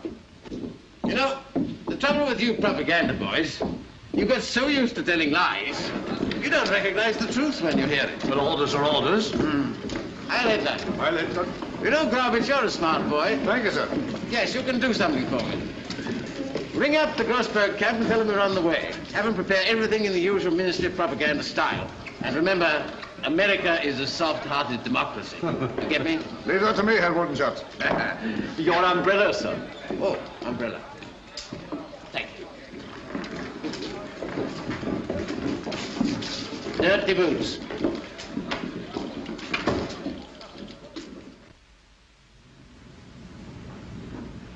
The journalists are just arriving, Herr Commandant.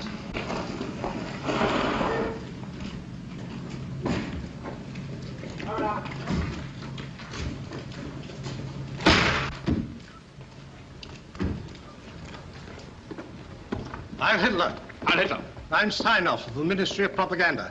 This is Herr Werdenschaft, the Nazi American Bund. I am honored. Heil Hitler. Allow me to present to you the Chicago Tribune, Baltimore Sun, New York Herald Tribune, Boston Transcript, Philadelphia Public Ledger, and the Scripps Howard Syndicate. 350 newspapers throughout America. Colossal. 349. I beg your pardon. I love accuracy. Welcome, gentlemen. Let me show you around our little camp. You will see how happy everybody is.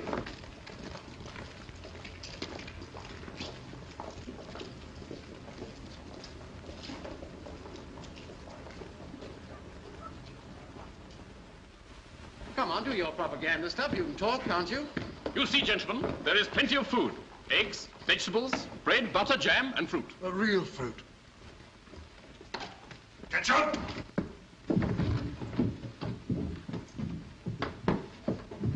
Is everybody happy?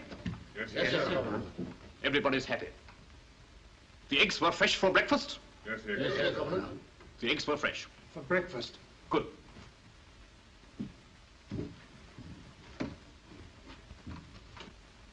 In this hut, we have some men who were stupid enough to insult our beloved Führer, the editor of an anarchist Polish paper, and 4 misguided German contributors.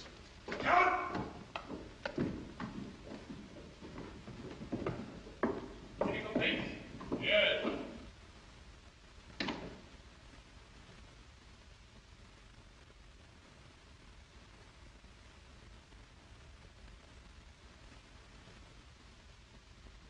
Well, I'm glad you've all learned the truth. In America, they have the idiotic idea that German concentration camps are full of unhappy people.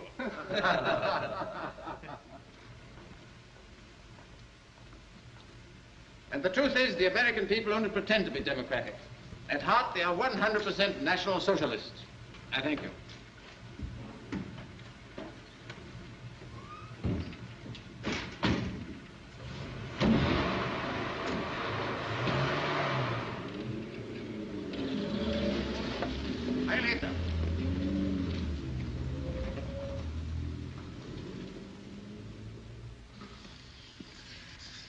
Well, goodbye, Wodenschatz. You were the quintessence of all the most objectionable men I ever met, but you served a noble purpose. I don't often lose my nerve, but can't we get on? All right, he's just coming. He's just been to telephone to make sure it's clear for you to go to your destination. Ah. All fixed.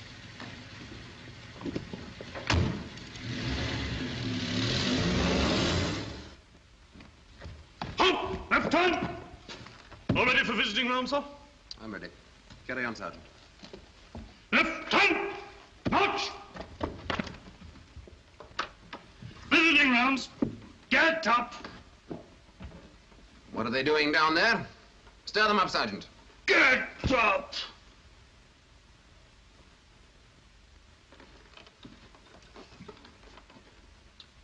It's the Herr Commandant. Herr Commandant, bring that light a bit closer. What's happened, sir? He's unconscious. Someone must have hit him on the head. Herr Commandant. Herr Commandant. Why didn't you know about this, you fool? Oh, gee. Oh, boy. My head's like the inside of a beehive. Oh. Talk about pile drivers. Whew. What's happened? Journalists slugged by guerrillas. American flag insulted. Where's that phony Bodenschatz? He started it. Alarm bell. Turn out the guard. Telephone Berlin. Gentlemen, my apologies. I don't understand. I'll get you a card, take you to Berlin. Bodenschatz! Ah, you ought to be pasted to the wall. Here, snap out of it, fellas, and get into these pants. But, gentlemen, who could foresee the Gestapo telephone? You give me 5 minutes with a transatlantic telephone, and I won't be a Gestapo. Gentlemen, I apologize. I'll save it. How could a simple sort of man like myself imagine that instead of attempting to rescue your father tomorrow, as I expected you to do after you had so carefully examined my papers, you would rescue him today? What do you mean? What do you mean? Your acting is very clever, but I'm getting a little bored with it. Your accomplice may have rescued your father, but please remember that you are still here. My father's escaped? Yes, astounding, isn't it? Herr Reich Minister, Steinhoff is here. Bring him in. Take her in there.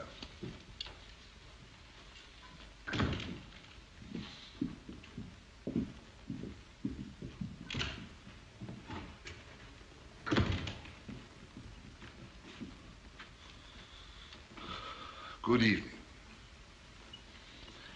And you are the man who has just been bluffed by this obvious hoax. The Gestapo must hold itself responsible. For what? For the incompetence and stupidity of the Ministry of Propaganda?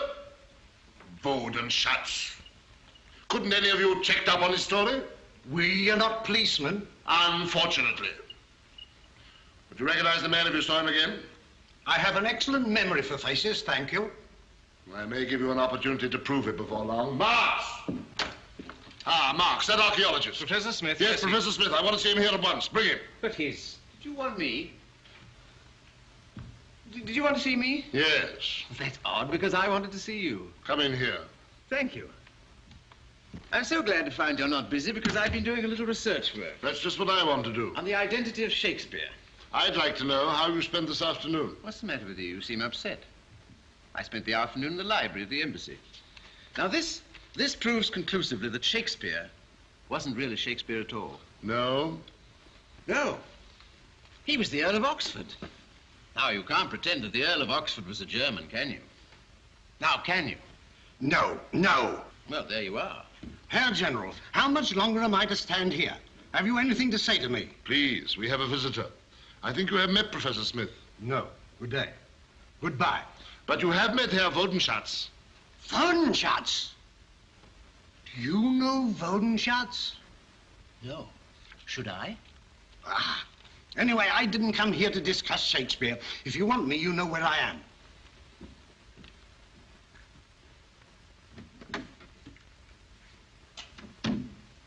The Earl of Oxford was a very bright Elizabethan light. But this book will tell you he was a good deal more than that.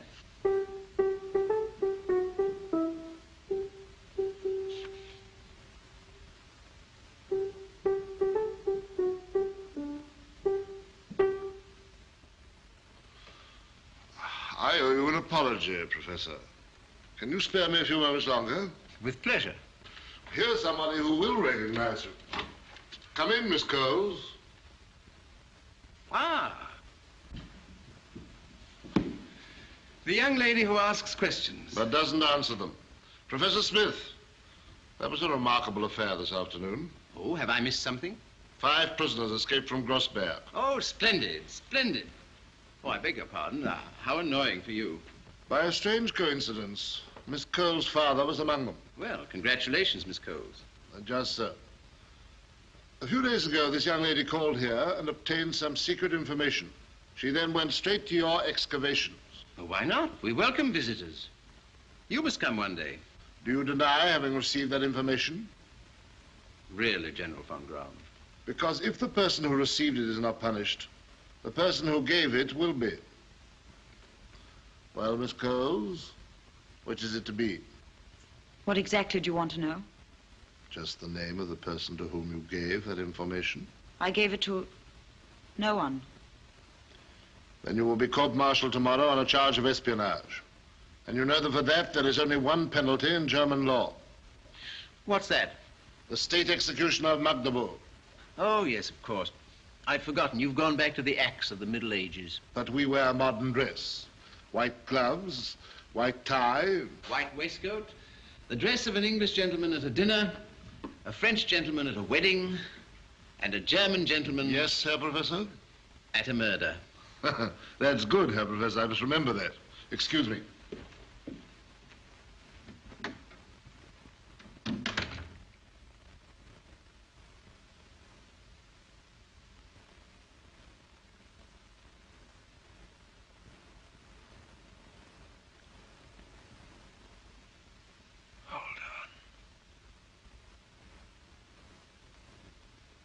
My dear child, to a man of peace like myself, all this seems incredible. But in your own interests, if you do know anything, wouldn't it be wiser to speak?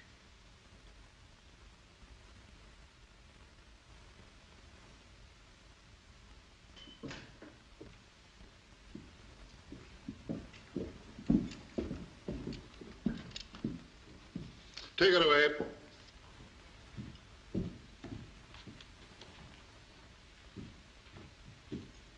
May I say a word? General von Graum, you appear to regard me with some suspicion. First of all, you confront me with an individual who's supposed to identify me as something or other but refuses to do so. Next, you threaten the life of this young lady on the presumption that I shall make a gallant gesture and declare myself as this fellow you want. But I'm not in a position to do that. I see. Go on. Well, after such a procession of disappointments, you surely cannot intend to commit the crowning folly of cutting off your chief source of information. In the absence of any hint of subtlety, it doesn't surprise me that this rescuer has been so successful. Still, it's no concern of mine. I just came here to talk about Shakespeare. Perhaps you'd care to read about the Earl of Oxford.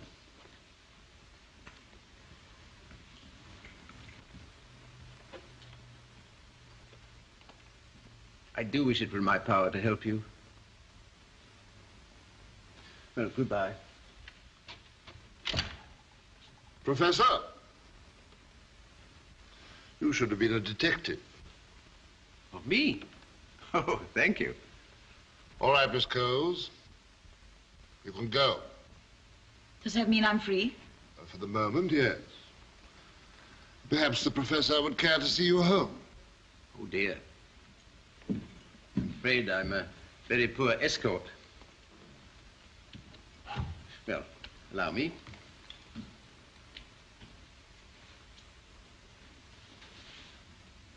I hope you won't regret taking my advice. I shan't.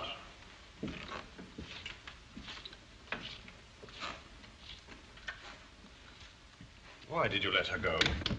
It's not her I want, you fool. It's him.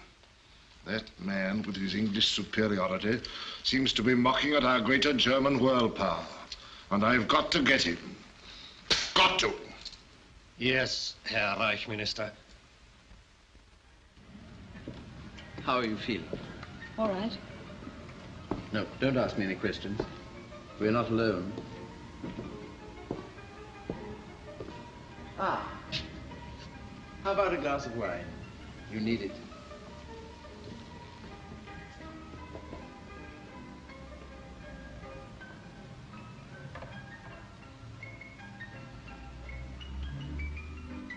But if my father's safe, why can't I go to him? Because we want to keep him safe. Is he in Berlin? The fewer people who know where he is, the better. Here, drink your wine. It'll do you good. Excuse me.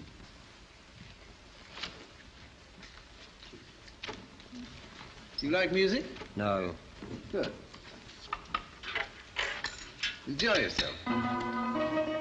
Waiter. Sir. Take some wine with my compliments to that unhappy-looking fellow over there. Very good, sir. Cigarette? Is that him? That's him. I've given him wine and music, and I'm afraid that's all I can do for him. I think you're the bravest man I've ever met. Well, you mustn't exaggerate, especially after your own remarkable courage. But if you've no fear for yourself, what about those who depend on you? Nobody does. I'm a bachelor. I wonder why. Well, I'll tell you a secret. Years ago, I fell in love. And I've been in love ever since. Is she pretty? Not pretty. Divinely beautiful. Is she English? No, she's Greek. Would you like to see her photo? I always carry one with me. But that's... Aphrodite Callipygos, the perfect woman. I found her at Lesbos. Ours is an ideal relationship, you know. They say no woman compares with her physical perfection. And as for her mental equipment, well, I tried to supply that. Do you never wish she could come to life? I've always thought that would be most unsatisfactory. In fact, during the last few days, suddenly she's become less real to me. Just marble. It's a pity. Oh.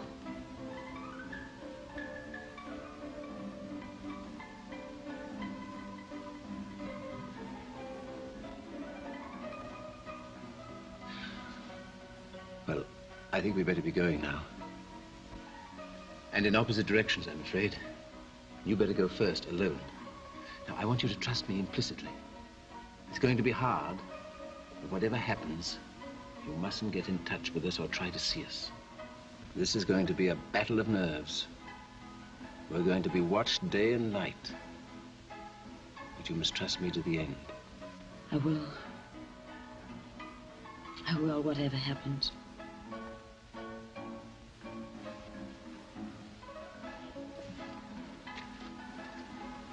Don't worry. I promise you I won't leave Germany without you. Give my love to Father.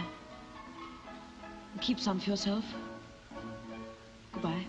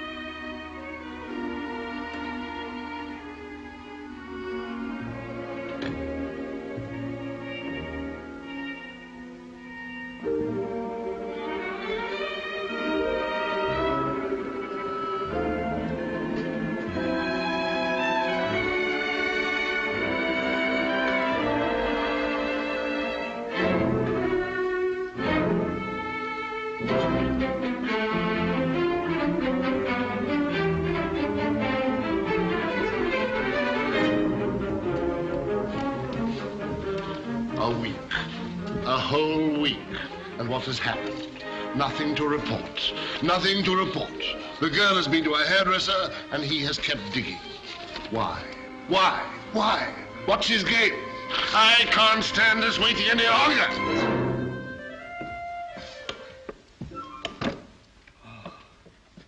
Say, Prof, we've dug up half Germany. What do we do now? Dig up the other half.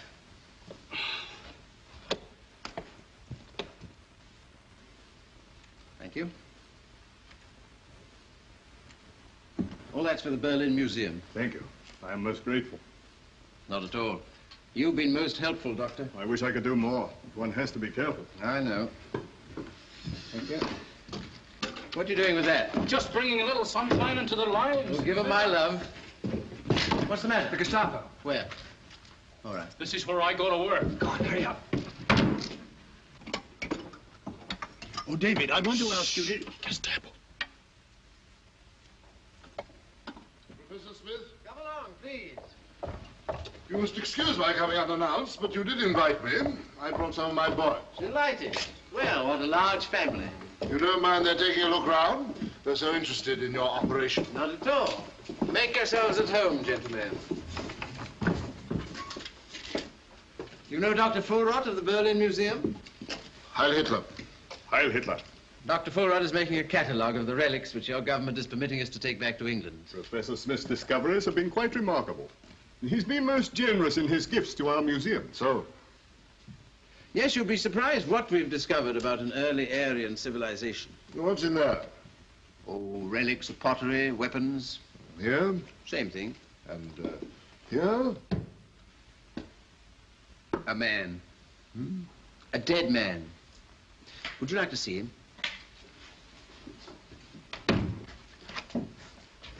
There we are. Buried with all his weapons, you see. Presumably in the belief that there might be a rearmament program in the hereafter. Eh, Mr. Spencer? An ancient Teuton. Alas, poor Yorick. Get thee to my lady's chamber, my dear General. Tell her, though she paint an inch thick, to this favor must she come. Make her laugh at that. The Earl of Oxford wrote that, you remember. Herr Reich Minister. No. No? No. So? What, going already? Then we better say goodbye, for we shall be leaving ourselves in the morning. It's okay, boys. They've gone. We'll never get out of here. Never. They'll watch us day and night. Take it easy, buddy. The professor won't fail us. We'll get away all right. Yes, but how? Packed and bran and marked fragile.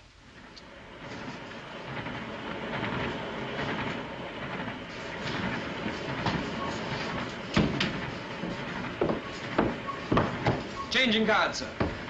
All present and correct.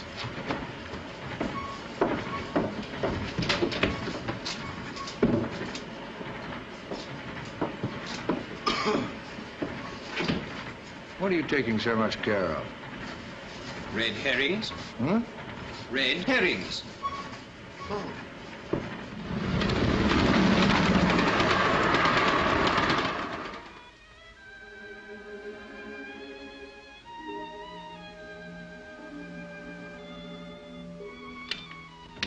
Well, what did you say? He's gone, Fräulein. Gone? Yes. He left for England on the 10:30 train this morning.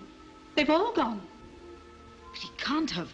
But it's true. I spoke to the hall porter who put their luggage on the taxi. They've gone, all right. Thank you. Miss Kozlowski, get out.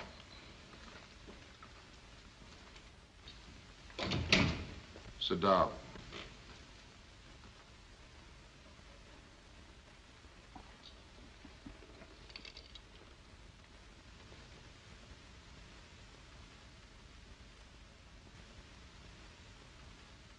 I require some information which only you can give me.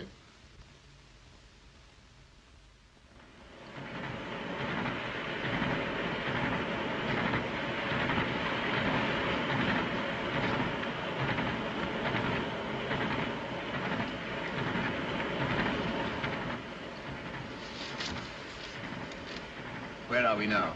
We're nearly at Feldenkirchen, sir. What's the exact time? 2:47. Means we're 4 minutes late. Good. Not very long to wait. You all know what to do? Oh, yes, sir. 2 hours to the frontier. And with ordinary luck, gentlemen, our last adventure will be successfully concluded. In case there's no opportunity to do so later, I want to tell you now that your conduct throughout, in spite of occasional fits of lunacy, has been most exemplary. I do hope the trip has proved instructive. It has, sir. I suppose we shall all be meeting again pretty soon at Cambridge, sir? I wonder. I have an idea that our country may have more important work for us. Anyway, I do thank you all.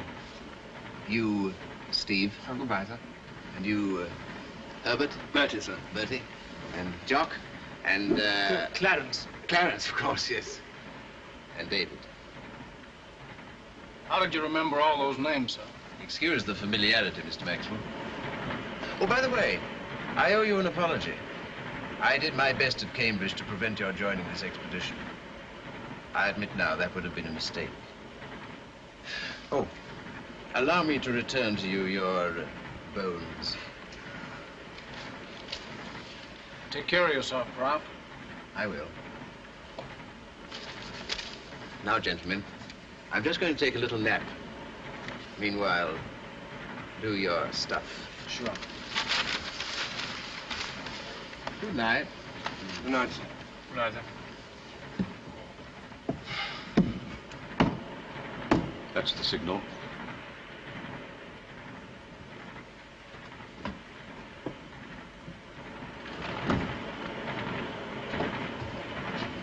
Excuse me. One of us has got to move, pal, and it isn't going to be me. This is it.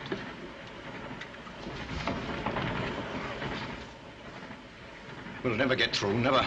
We don't stand a chance. We'll all get through. We are in good hands. I'm a bit nervous myself, Kozlowski. Not Kozlowski here, please.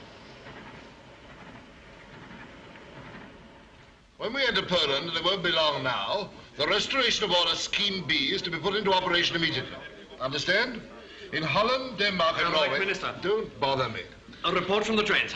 The professor is asleep. Oh, the professor's asleep. And the students are guarding the packing cases. Don't bother. Did you say packing cases? Yes. They had permits to take... Packing cases. Precisely.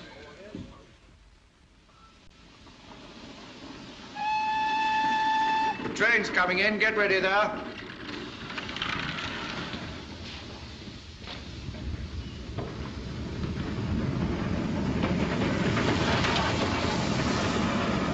Turn out those cases as soon as she stops.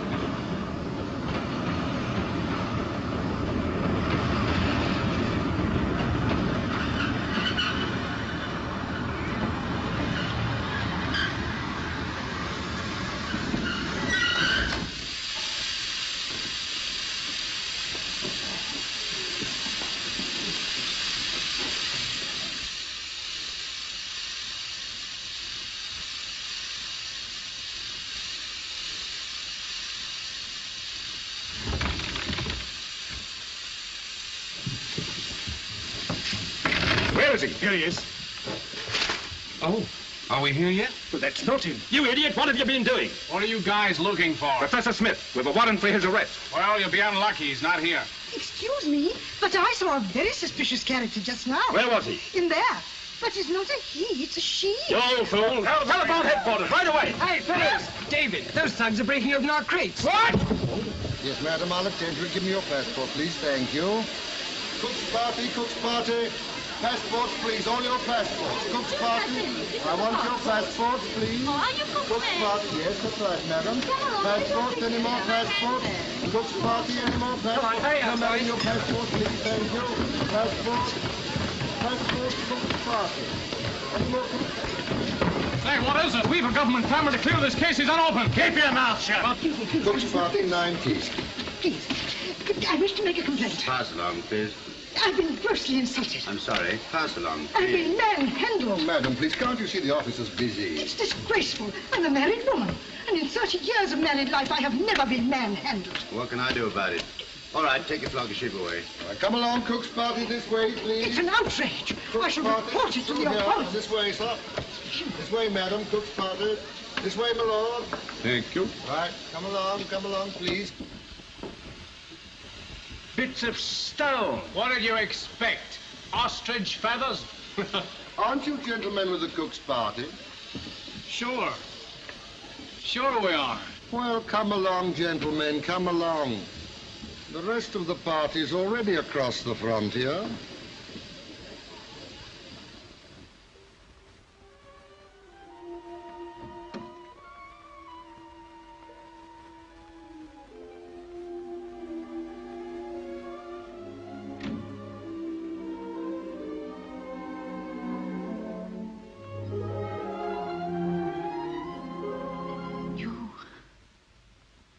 I didn't expect.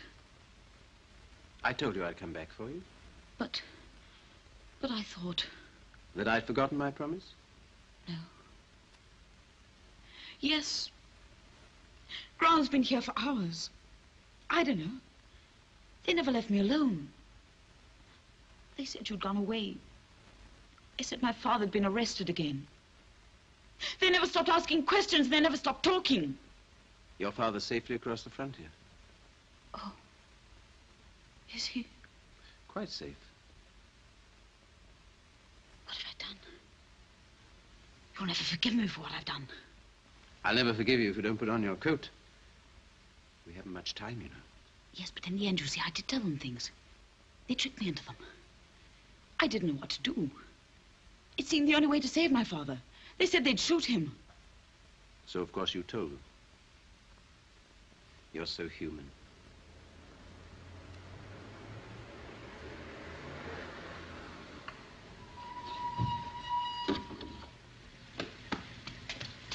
They haven't wasted much time. Why did you come back? Tell me, is there any other way out of this house except the front door? Yes, the back door. And the fire escape. Why did you come back? Because I said I would. Come here.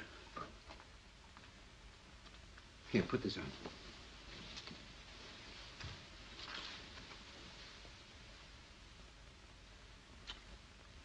Yes. Open up there. Come on, hurry up. Open. Out of it.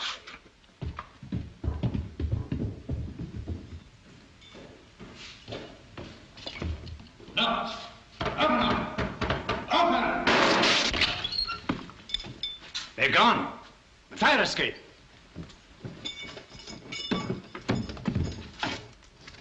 Come with me. You go down and bring the car round to the back. Wireless to headquarters. They can't have got phone. Come on.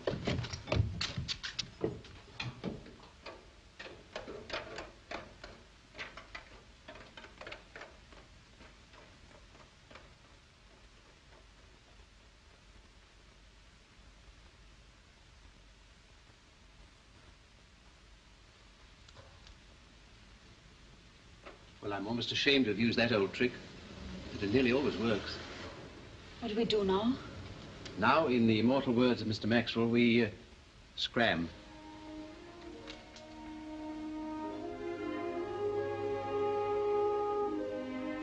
"'Twas brillig, and the slithy toes did gyre and gimble in the wave.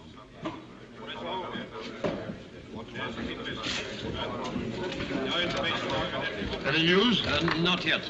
I will not be beaten by that archaeologist. It's a matter of personal honor. I can assure you, Herr Reich Minister, that every train is being checked and every frontier watched. He can't get away. In a few moments, I shall be able to give you some definite information. Well, see to it. I'll get him myself, understand? Myself.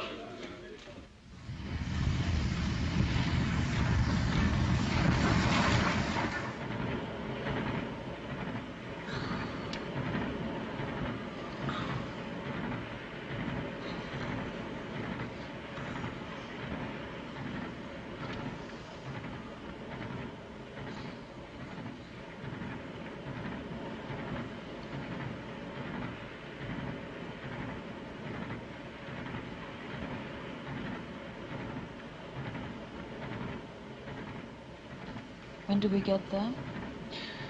About 25 minutes. And then? Then, England. England? You've never been to England? Well, there are varying opinions about it. There was an Englishman named Rupert Brooke, who was also in Germany when he said, "God, I will pack and take a train and get me to England once again. For England's the one land I know where men with splendid hearts may go. And women with splendid hearts, too."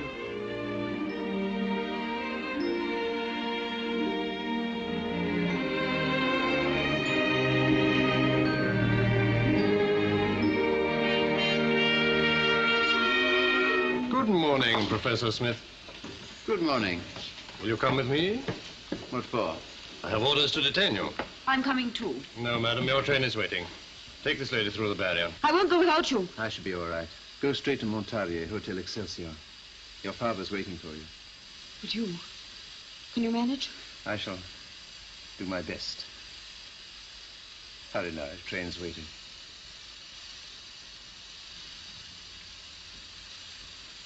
Au revoir. Au revoir. This way, please.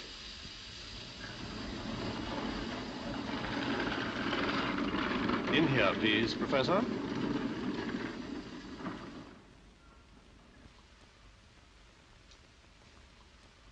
Well, Professor of Archaeology?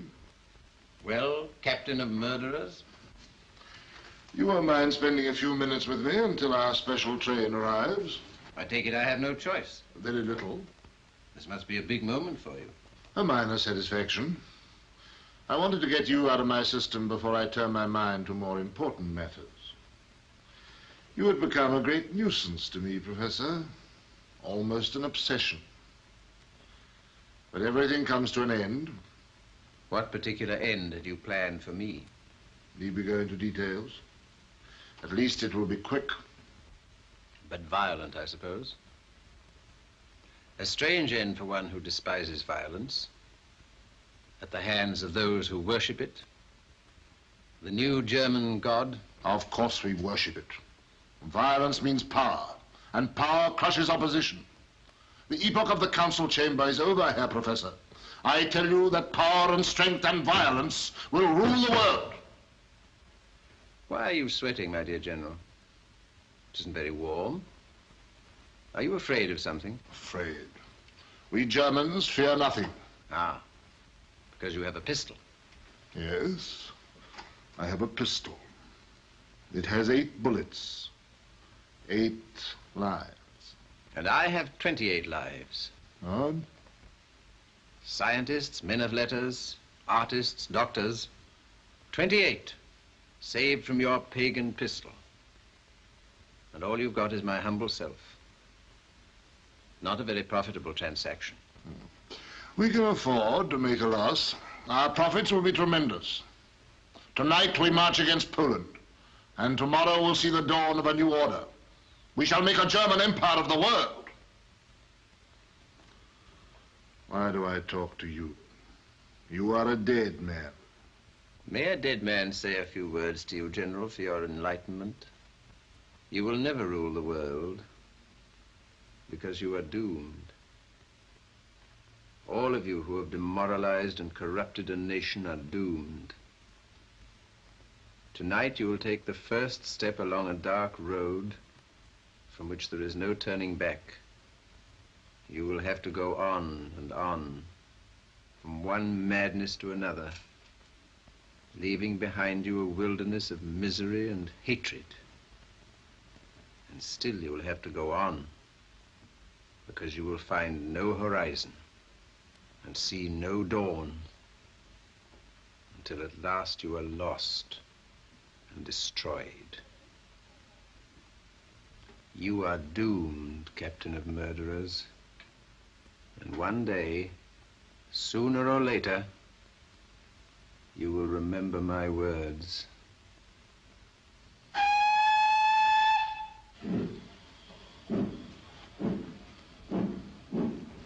Stop! Come back. You were never nearer death than at that moment. How could one die better than waving goodbye to a friend? All right, take charge of him. Take him out of that lab where I can see him.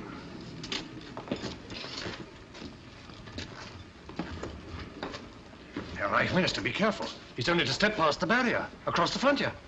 That's exactly what I want him to do. Ah, shot while trying to escape. And by me. By me.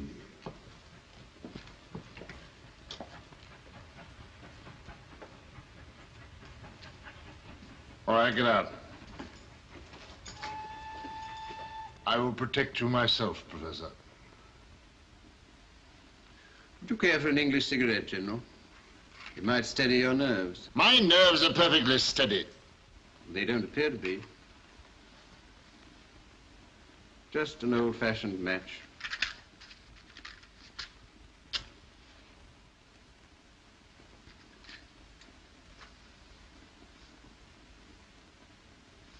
There's rather a valuable relic at your feet, General.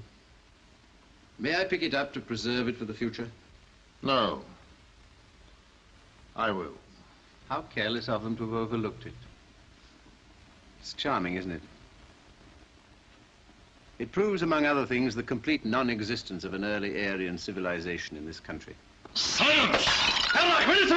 Get back! Who called you? Come back! Don't worry. I shall be back.